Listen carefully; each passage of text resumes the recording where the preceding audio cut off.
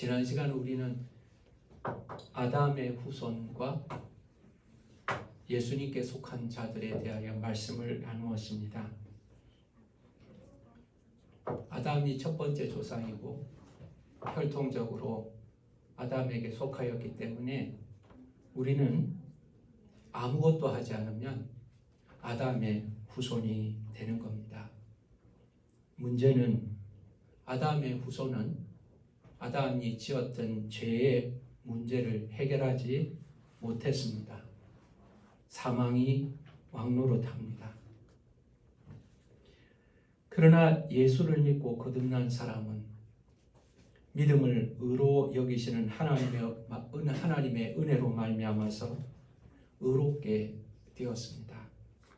죄의 사슬은 끊어졌고 사망이 왕노릇하지 못합니다. 그리고 우리는 생명 안에서 왕노릇하고 있습니다. 지배를 받지 않는 것을 넘어서서 다스리는 자, 왕노릇하는 자로 하나님이 은혜를 주셨습니다. 우리는 다시 한번 기억해야 합니다. 우리는 아담의 후손으로 살아가고 있는가? 아니면 믿음으로 말미암아 예수를 영접하여 새로운 아담, 예수 그리스도의 후손으로 의롭게 살아가고 있는가? 죄의 종노릇하며 살아갈 것인가? 생명으로 말미암아 왕노릇하며 살아갈 것인가? 이 선택은 이처럼 중요한 겁니다. 예수 그리스도의 보혈의 능력 때문에 우리의 죄가 사함을 받았습니다. 예수님의 보혈은 능력이 있습니다. 그래서 어떤 사람의 죄도 용서해 주셨습니다. 어떤 사람의 죄도 용서해 주셨습니다. 예수님 앞에 나와서 죄를 고백한 사람 중에 용서받지 못한 사람은 없습니다. 용서받지 못할 죄는 없습니다.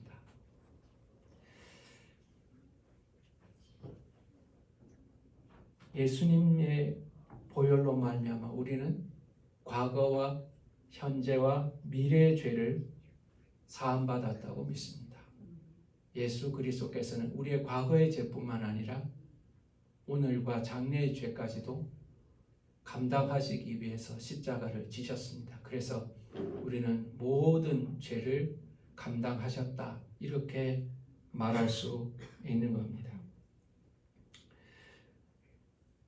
근데 이것을 잘못 이해하는 사람들이 지금도 있고 오늘 성경을 기록할 때도 있었습니다. 우리가 모든 죄에서 사함을 받았다. 그리고 죄가 우리를 주장하지 못한다. 과거와 현재, 미래의 죄까지도 다 용서받았기 때문에 이제는 우리가 마음대로 죄를 지어도 된다고 주장하기에 이릅니다. 이것을 도덕 폐기론자라고 말합니다. 다 죄를 용서해 주셨기 때문에, 미래의 죄까지도 용서해 주셨기 때문에 우리는 죄를 좀 짓고 살아가도 전혀 문제가 안 된다는 겁니다. 예수 그리스도를 영접했다면 죄를 지어도 용서하시기 때문에 우리가 죄를 짓고 산다고 한들 그게 뭐 문제냐는 겁니다. 거기서 한 가지 더 진절을 합니다. 우리의 죄가 하나님께서 우리에게 은혜를 베푸시는 도구가 되기 때문에 많은 죄를 지은 사람은 하나님의 큰 은혜를 드러내는 도구이기 때문에 많은 죄를 지어도 아무 문제 없다고 가르치고 있다는 겁니다. 오늘 1절 말씀을 한번 읽어보시겠습니까? 1절 말씀 다 같이 읽겠습니다. 시작. 그런즉 우리가 무슨 말을 하리요? 은혜를 더하게 하려고 죄에 더하겠느냐? 은혜를 더하게 하려고 죄를 더하겠느냐? 야, 봐, 우리가 이렇게 죄를 지어도 하나님이 다 용서해 주시잖아. 하나님의 은혜가 얼마나 크시냐. 그러니 우리가 죄 짓는 것은 하나님의 은혜를 드러내는 도구가 되기 때문에 우리는 죄를 지어도 괜찮아. 하나님의 은혜가 드러나잖아. 오늘날 한국에서는 구원파라는 사람들이 이런 교리를 가르칩니다. 예수님께서 죄에 대하여 죽으심은 단번에 죽으시며 죄를 사해 주시는 것도 단번에 사해 주셨다. 그러므로 온전히 구원받았다면 회개할 필요 없다. 예수님을 영접할 때 회개하면 되고 그 다음은 회개할 필요가 없다. 만약 우리가 회개한다는 것은 십자가의 능력을 의심하는 행동이다. 예수님은 과거, 현재, 미래의 죄를 사하여 주셨기 때문에 이제는 죄라고 생각하지 말고 마음껏 즐겁게 살아라, 자유롭게 살아라, 이렇게 가르칩니다. 대단히 매력적으로 느껴집니다. 어떤 행동을 해도 죄의식을 갖지 않아도 된다는 겁니다. 주님께서 용서해 주셨다는 겁니다. 그러니 내가 죄를 짓는다 한들 그게 죄가 아니라는 겁니다. 과연 그것이 맞는가? 복음적인가? 오늘 본문은 그렇지 않다고 가르칩니다.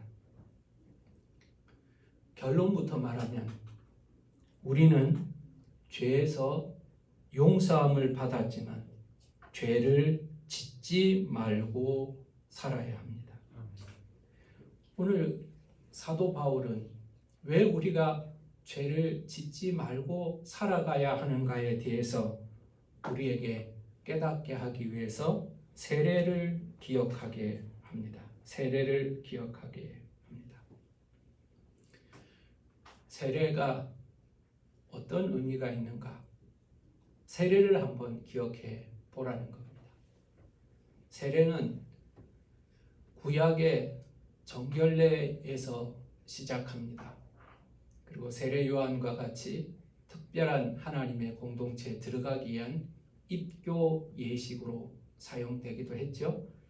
세례 요한은 그것을 가지고 와서 거듭나고 하나님 나라 백성이 되는 통과 과정으로 세례를 베풀었습니다. 죄 씻음을 받고 하나님의 백성, 거듭난 백성이 되었다는 것을 보여주는 통과 과정이 세례였던 겁니다. 이 세례는 제일 처음에 예수를 믿음으로 시작됩니다. 예수를 믿습니다. 예수를 믿습니다. 이것이 첫 번째 단계입니다. 두 번째 단계는 예수를 믿음으로 예수와 하나가 됩니다. 이것이 두 번째 단계입니다. 자, 그는 이렇게 예수와 하나가 되어서 세례를 받게 되는 겁니다. 지금 우리는 약식 세례를 받죠. 그러나 예수님 당시에 그리고 지금도 침례를 행하는 많은 교회들은 물에서 침례를 받습니다. 첫 번째 단계는 물 안으로 들어갑니다. 물 안으로 들어갑니다. 물 속에 잠기는 거죠. 이것이 무엇을 상징하는가? 그것은 나의 죽음을 상징하는 겁니다. 옛사람이 죽는 것이죠. 내가 예수 그리스도가 하나가 되어서 옛사람이 예수와 함께 죽는 것입니다. 내가 예수 그리스도와 함께 십자가에 못 박히는 현장인 겁니다. 그래서 물에 들어갈 때 옛사람은 죽는 겁니다. 영적인 장례식인 거죠. 그리고 그 사람은 또한 나오게 됩니다. 물에서 나오게 됩니다. 물에서 나올 때 그는 무엇을 경험합니까? 다시 호흡할 수 있습니다. 다시 빛을 볼 수 있죠. 물속에 들어갔던 자, 죽은 자와 같은 자가 이제는 다시 살아나게 된 겁니다. 물에서 나올 때 그는 다시 부활을 경험하게 되는 겁니다. 세례를 받는다는 것은 아주 간단한 의식과 같아 보이지만 세례는 이 세 가지가 상징하고 있는 것입니다. 첫 번째, 예수 그리스도와의 연합. 두 번째, 예수 그리스도와의 죽음. 세 번째, 예수 그리스도와의 부활인 것입니다. 나 혼자 물에 들어갔다가 나온다고 해서 이것이 일어나는 게 아닙니다. 목욕탕 들어가서 100번, 1000번 들어갔다 나왔다고 해서 나에게 새 생명 부활의 능력이 생기는 것이 아닙니다. 예수 그리스도와 연합이 일어나야 합니다. 나는 포도나무요 너희는 가지니. 주님은 항상 말씀하십니다. 예수를 믿는 것은 연합하는 것이라는 거죠. 계시록에서도 말씀하시지 않습니까? 보라 내가 문 밖에서 문을 두드리노니. 그리고 내가 그에게로 들어가 그는 나로 더불어 먹고 나는 그로 더불어 먹는다고 말씀하십니다. 우리 안에 들어와서 내주하시고 연합하시겠다는 것을 의미하고 있는 겁니다. 그러므로 여러분, 예수를 믿는 것은 예수님과 완전한 연합, 항상 연합하게 된다는 것을 기억해야 합니다. 내가 예수 안에 들어가 있고 예수가 내 안에 계시다는 것을 알게 됩니다. 그로 말미암아 세례를 받는 자는 예수와 함께 죽고 예수와 함께 살게 되는 것입니다. 여러분, 우리는 이것을 통해서 예수 그리스도의 십자가의 죽으심과 예수님의 부활을 기억하는 것이 아니라 그 능력을 나의 것으로 소유하게 되는 것입니다. 왜 그렇습니까? 예수님이 내 안에 계시기 때문에 그렇습니다. 내가 예수 안에 있기 때문에 그렇습니다. 예수 그리스도와 함께 십자가에 못 박혔기 때문에 예수 그리스도와 함께 부활하게 되는 것입니다. 내가 예수 그리스도 안에 있을 때 예수님의 십자가는 나의 십자가가 되는 겁니다. 예수님이 내 안에 계실 때 예수님께서 부활하신 것은 나와 함께 부활하신 것이 되는 것입니다. 그로 말미암아 내가 예수 그리스도 안에 있을 때 예수 그리스도가 연합할 때 비로소 십자가는 의미를 발하게 되는 겁니다. 나를 위한 십자가가 되는 것이고 나를 위한 부활이 되는 것입니다. 사랑하는 여러분, 나는 예수를 믿음으로 예수 그리스도와 연합하였습니다. 그래서 예수님의 십자가가 나의 십자가가 되고 예수 그리스도의 부활이 나의 부활이 되는 것이죠. 자, 그렇다면 여기서 질문을 하나 하겠습니다.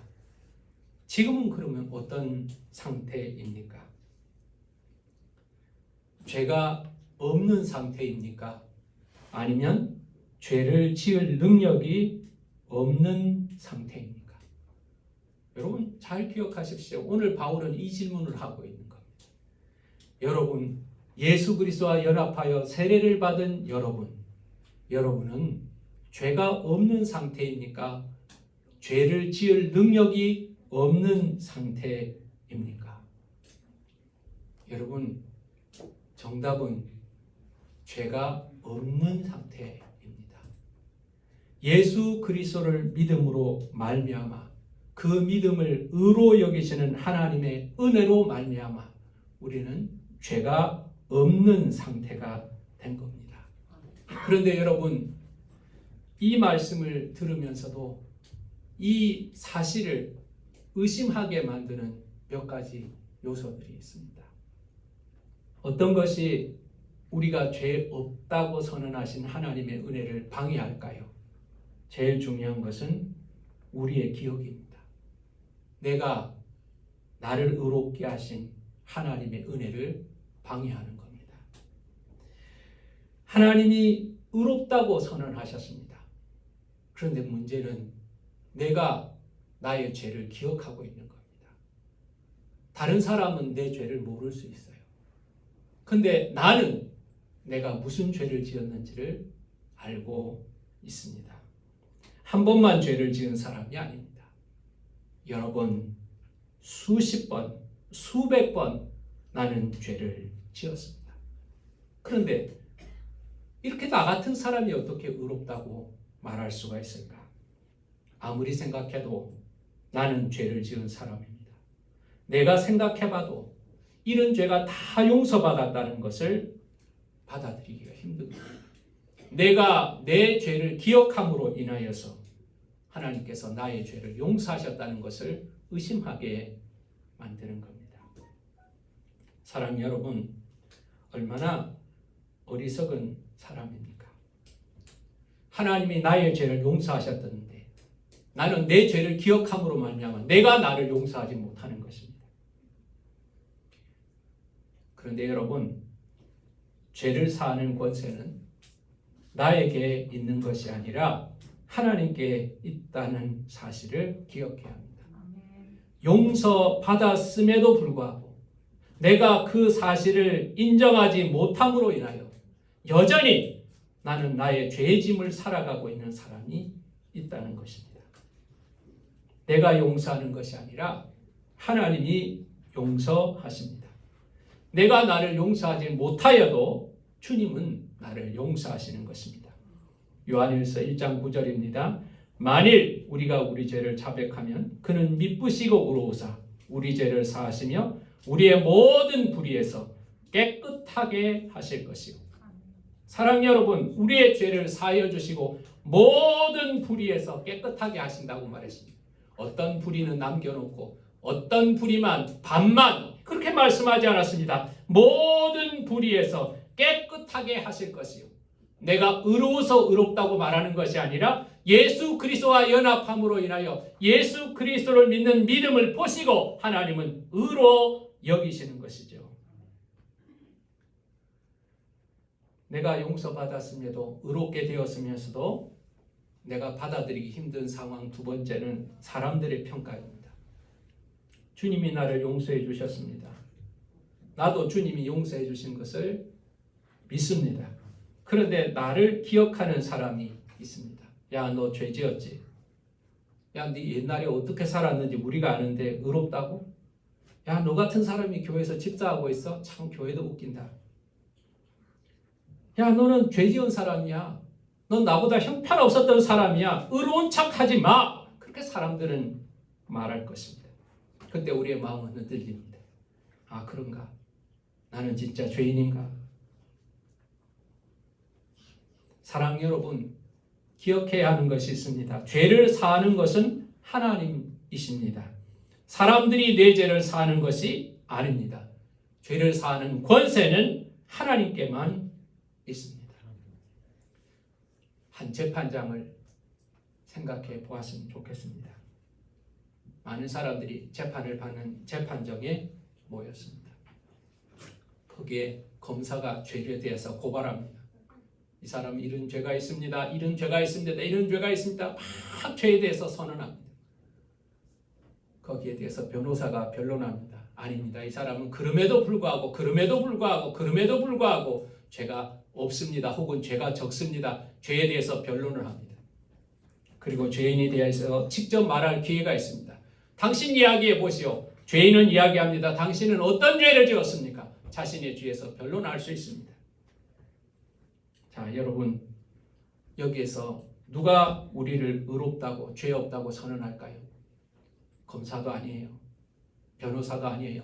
죄인 자신도 아니에요. 그렇다고 모여있는 수많은 재판장의 사람들이 수백 명, 수천 명의 사람들이 모였다고 그들이 나를 의롭다고 선언할 수 없어요. 단 한 사람, 재판장입니다. 재판장이 의롭다고 그러면 의로운 것이고 재판장이 죄인이라 그러면 죄인인 거죠. 사랑 여러분, 사람들이 유죄라고 하여도 내가 생각해봐도 내가 죄인인 것 같아도 공의로운 재판장이 무죄라고 말한다면 나는 무죄일 것입니다. 하물며 완전하고 의로우신 재판장께서 생명을 주관하시는 창조주께서 너는 의롭다 선언하셨습니다. 나의 믿음 하나를 보시고 의롭다고 선언하셨습니다. 용서하신다, 벌을 내리지 않겠다가 아니라 의롭다고 선언하셨습니다. 그러면 누가 과연 우리를 정죄할 수가 있겠습니까? 예수 믿는 사람, 죄 사함 받은 사람의 상태를 의롭다고 표현하는 겁니다. 죄를 지은 적이 없어서 의로운 것이 아니고 용서받아서 의롭게 된 것입니다. 의롭게 된 우리의 상태를 뭐라고 표현하는지 2절을 보겠습니다. 2절 하반절에 보면 그럴 수 없느니라 죄에 대하여 죽은 우리가 어찌 그 가운데 살리요. 그럴 수 없느니라 죄에 대하여 죽은 우리가, 이렇게 표현합니다. 자, 예수 믿는 사람을 의롭다고 선언하시고요. 두 번째는 죄에 대하여 죽었다 이렇게 말하고 있습니다. 죄에 대하여 죽었다. 우리는 죄에 대하여 죽은 자라고 말하고 있는 겁니다. 여러분, 이 말이 무슨 말일까? 죄에 대하여 죽었다는 말이 무엇입니까? 여러분, 죽었다는 사람은 죄가 주장하지를 못합니다. 세월호 사건을 우리가 아직도 기억하죠. 참 마음에 고통이 되고, 저도 그 사건 이후로 한동안 굉장히 고통스러웠습니다. 마음이 아팠어요. 근데 그 세월호에 책임 있는 사람들이 많이 붙잡혀 갔는데 그 중심에 유병헌이라는 구원파 대표가 있었어요. 그 사람 도망가다가 뭐 쓰러져서 죽었답니다. 죽었어요. 죽고 나서 그 사람에게 무슨 죄를 물었습니까? 아무 죄를 못 물었어요. 죽었어요. 그러면 죄가 더 이상 그에게 영향력이 없는 거예요. 죄에 대해서 죽었다는 말은 그겁니다. 죄에 대하여 대가를 지불하고 나면 더 이상 그 죄는 영향을 미치지 못합니다. 죄의 삭은 사망입니다. 죄는 죽음을 요구합니다. 죽음을 지불했다면 더 이상 죄는 죄로 영향을 미치지 못합니다. 여러분이 빚진 사람이 있다고 생각해 보시기 바랍니다. 내가 큰 빚을 졌습니다. 수억 원, 수십억을 빚을 졌다고 생각합시다. 그러면 빚쟁이들이 그냥 얌전하게 찾아올 겁니다. 전화도 하고요. 막 집에도 찾아오고요. 돈 줄 때까지 안 간다고 그렇게 나올 거예요. 막 깡패 같은 사람 동원해가지고 막 길에서 막 위협하기도 할 겁니다. 여러분 참 피곤하게 만들 겁니다. 내가 빚을 지고 있기 때문에 그 빚 지고 있는 것 때문에 계속 시달리고 있을 것입니다. 그러나 내가 특별한 은혜를 입어서 그 빚을 다 갚게 되었다고 합시다. 그 빚을 다 갚았습니다. 온라인으로 돈을 다 보내었습니다. 그리고 나서는 어떻게 되었을까요? 나는 빚에서 자유합니다. 부채에서 자유합니다. 아무도 나를 찾아올 수 없습니다. 돈 갚으라고 전화도 할 수 없습니다. 깡패가 나한테 위협을 해요? 경찰에 고발해 버릴 겁니다. 나는 대가를 다 지불했습니다. 부채를 다 지불했습니다. 그래서 자유하게 되는 겁니다. 죄에 대하여 죽었다는 것은 무엇을 말합니까? 죄는 죽음을 요구하는데 예수 그리스도 안에서 죽었기 때문에 더 이상 죄는 나에게 아무것도 아니라는 겁니다. 죄를 지을 자유가 있다는, 죄에 대해서 죽었다는 것은 죄를 지을 자유가 있다는 말이 아닙니다. 죄를 지을 수 없다는 것이 아닙니다. 여러분, 우리는 죄에서 용서받았지만 얼마든지 죄를 지을 수 있습니다. 죄 많은 세상을 살아가고 있고 죄의 쓴뿌리가 우리 안에 아직도 남아있기 때문에 우리는 우리 욕망대로 살고자 한다면, 우리가 마음이 원하는 대로 살고자 한다면, 이 시대가 흘러가는 대로 살아가자고 한다면 우리는 얼마든지 죄를 지을 수가 있죠. 그런데 여러분, 우리가 기억해야 하는 것이 있습니다. 나는 죄에 대하여 죽은 자가 되었다.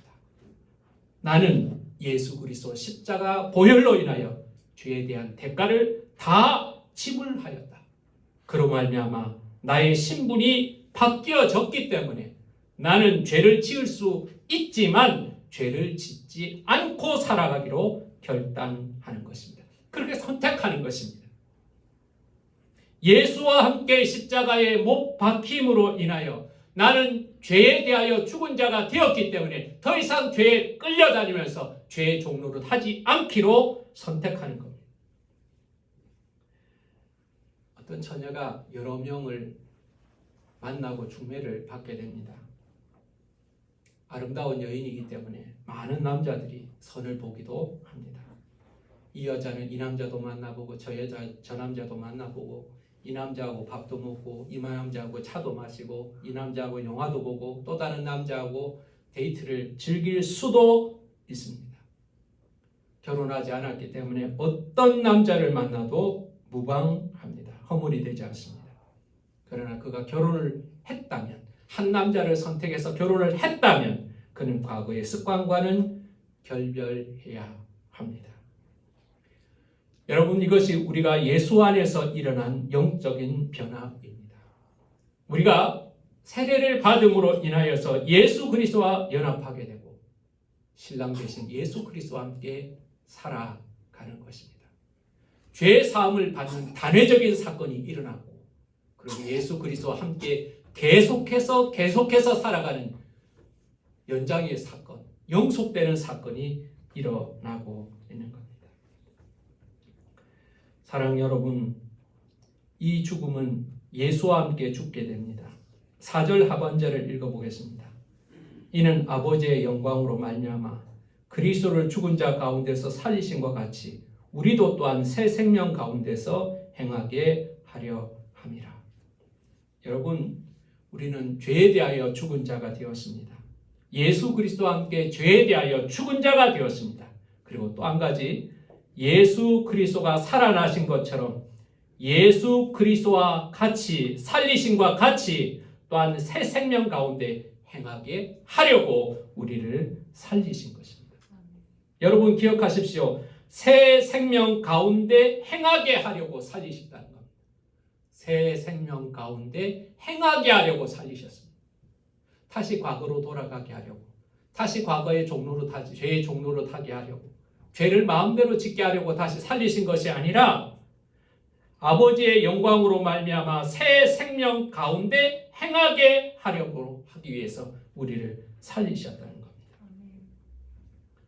고린도후서 5장 17절은 이렇게 말합니다. 그런즉 누구든지 그리스도 안에 있으면 새로운 피조물이라. 이전 것은 지나갔으니 보라 새 것이 되었도다. 이것은 하나님이 나를 보시는 관점입니다. 하나님이 나를 보시는 관점. 사람이 나를 보는 관점이 아니라, 내가 나를 보는 관점이 아니라 하나님께서 나를 어떻게 보시는가? 그리스도 안에 있으면 새로운 피조물이라는 거예요. 착한, 개선된, 변화된 이 정도가 아니에요. 새롭게 만든 것과 똑같다는 겁니다. 새로 지음을 받은 존재로 인정한다는 겁니다. 구원받은 우리를 하나님은 그렇게 보십니다. 이 세 사람은 과거의 종로를 타지 않습니다.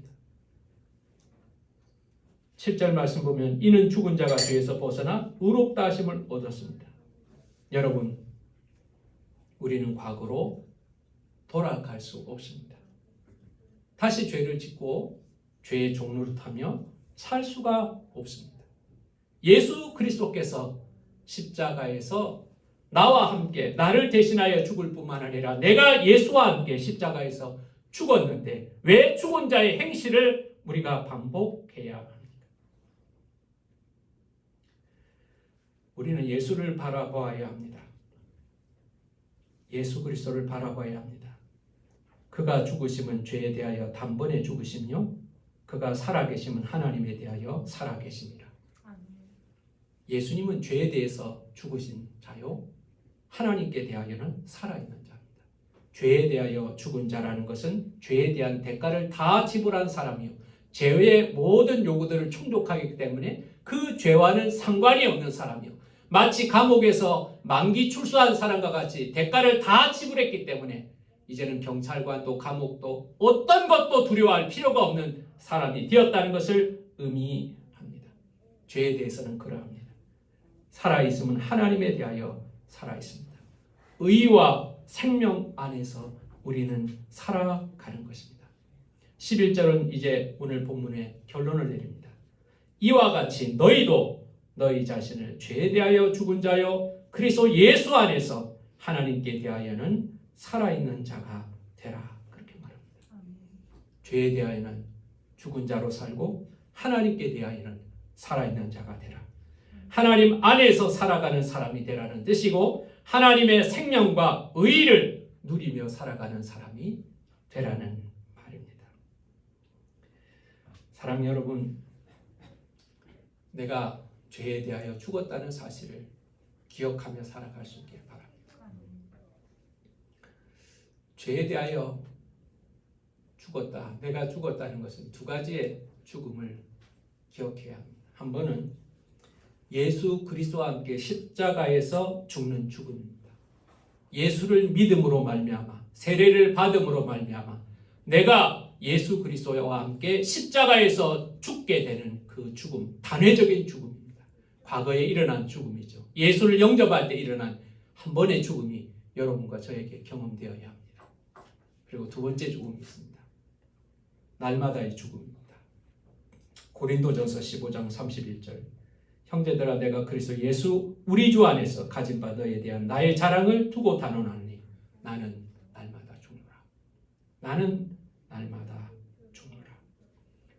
사랑 여러분, 날마다 나는 죄에 대해서 죽은 자요 의에 대해서 산 자로 살아가는 저와 여러분 되시기를 간절히 원합니다. 우리가 잘 아는 훌륭한 목사님 중에 한 분, 김익두라는 분이 계셨습니다. 그분은 유명한 평양의 깡패였습니다. 평양 거리를 휩쓸고 다니면서 막 술을 마시고 행패를 부리고 돈을 뺏고 엉망진창으로 살았습니다. 그 뺏은 돈으로 술집에 비싼 술집 평양의 기생이 유명하잖아요. 그 순대 다니면서 아주 방탕하게 살았습니다.